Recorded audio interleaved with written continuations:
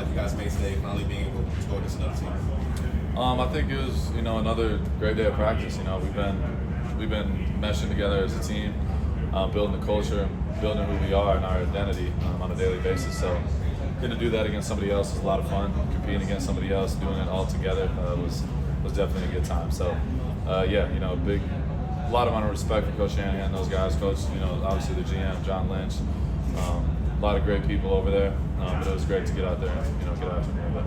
You mentioned Shanahan, obviously his offense has a lot of perception, one of the best, most complex offenses in the league. How tough does it make that as a defensive player to sort of be reading and reacting to that? Yeah, honestly, it's really just your approach has got to be the same. Like, you can't go into it second guessing. You can't be guessing out there. You know what I mean? You got to just read your keys and go.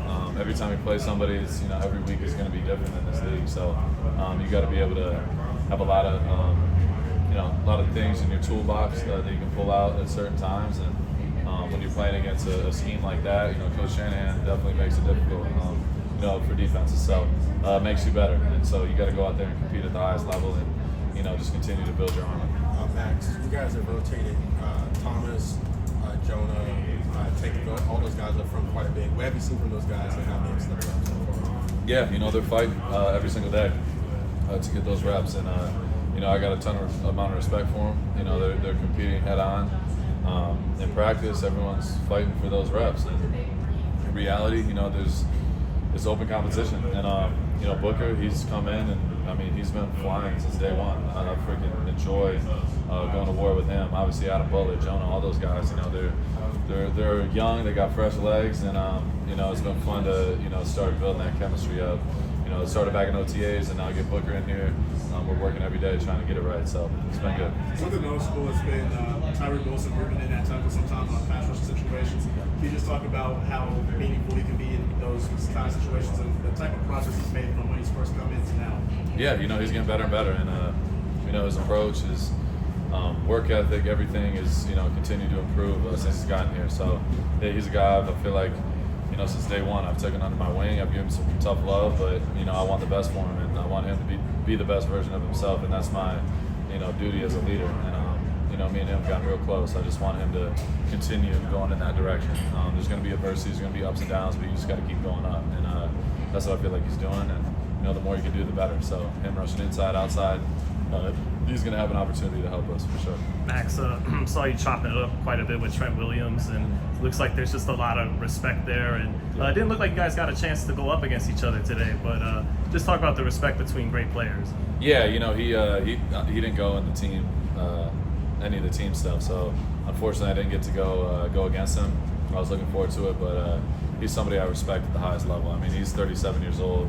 Dude's gonna be a Hall of Famer. You know what I mean? And those are the type of guys that I try to learn as much as I possibly can from. He's got so much knowledge about the game. He's such a good dude, but he's a legitimate competitor, and those are the guys I like to learn from and just be around. And when you're out there, you start talking your shit, you're going back and forth. Those are the guys that make you better. And that's a guy, like I said, got so much respect for. So me and him, we chop it up every time we're around each other. We have great conversations and just have great back and forth because he knows what I want. I know what he's chasing. I know what he's trying to accomplish. So yeah, man, I respect that dude. I could go on and on about that dude. I respect him so much. Were you a little disappointed? Wasn't happy with the tackling in the first preseason game. As a team leader, how do you go about addressing that? Yeah, it's the first preseason game. There's no excuses. It's got to be better. We know that. But yeah, it's the first time with live bullets, so yeah, it's a little bit different. You know what I mean? Practice, thudding up and stuff like that is one thing, but going out really tackling and emphasizing that in practice is impossible. You know what I mean? So yeah, it's definitely something we got to improve on, and we've been focused on it all week, and I feel like it's gonna be a lot better moving forward. What do you say to some of the guys that when you're trying to get the morale up after seeing some of the attacks that happened in the last game? Yeah, that's a part of the game. You know what I mean? There's always going to be ups and downs, and especially in your first real game in 8-9 months. That's just a part of it. So, yeah, I know it's something people have been talking about. It is what it is. Everyone's always got something to say. You got to go out there and get better, and that's all we're focused on. What's the biggest thing you try and take out of these joint practices? You said what? What's the biggest thing you try and take out of these joint practices? Honestly, it's just like new looks. Like you're getting a completely different look. Like in camp, you're going against the same guy or same guys every single day in the same scheme for 3-4 weeks straight, and then you get to go against somebody else, and you're like, oh shit, like this is a little bit different. You know what I mean? So it's always good. It's a different challenge, and I feel like it's anything. Like it's every week in NFL, like you said, you're going against a different scheme and a different coach, and you got a different type of approach when it comes to how I play. Like I know I'm going to get attention and chips and slides, things like that. So I love getting a challenge like that. Like Coach Shanahan, earlier in practice, I felt like kind of let me be alone for a little bit, and I was doing my thing. And then as the practice went on, it made it a little more difficult.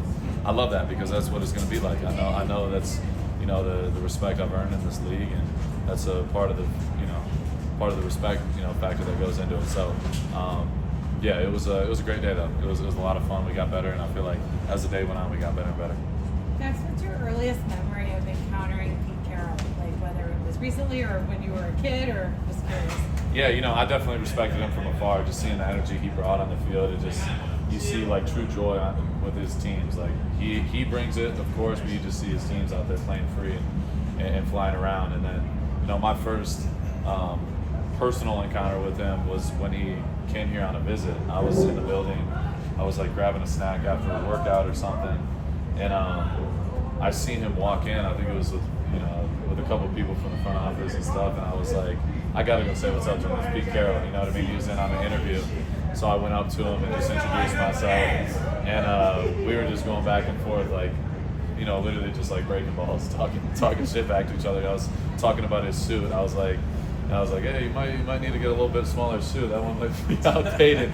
And he's like, he's not the one that's like gonna stand down from that. He came right back at me and was talking shit. I'm like, yeah, this is my type of guy. You know what I mean? That's he's flying around, running around. So it's just ultimate respect. Pete has been so cool since he's been here, and he's a culture setter, he's a tone setter, and he's helped me in so many ways just as a player, as a leader.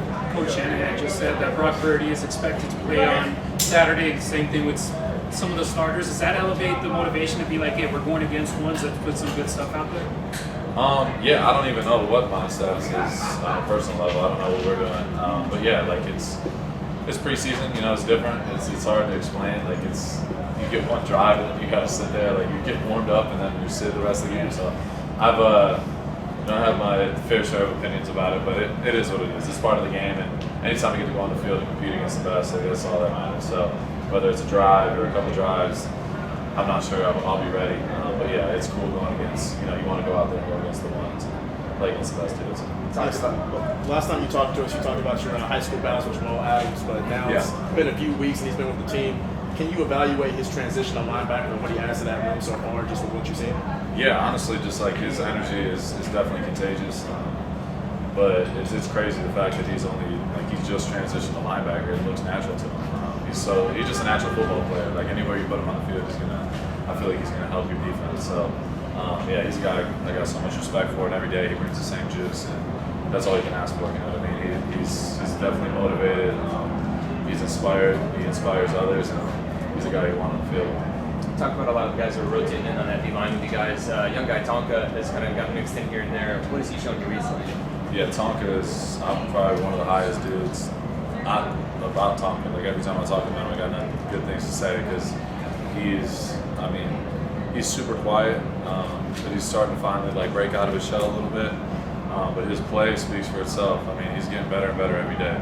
He's twitchy, he's strong. He's got moves. He uses his moves in team and in one-on-ones and things like that, and he just continues to get better. So I think Tonka's going to be a guy he's going to be in that rotation. He's going to help us a lot. You went from empty stands in Costa Mesa last year to now fans packing them here in Las Vegas. How much of a difference does that make for you guys, having the motivation from Raider Nation day in, day out, making noise for big plays? Yeah, I love it. You know what I mean?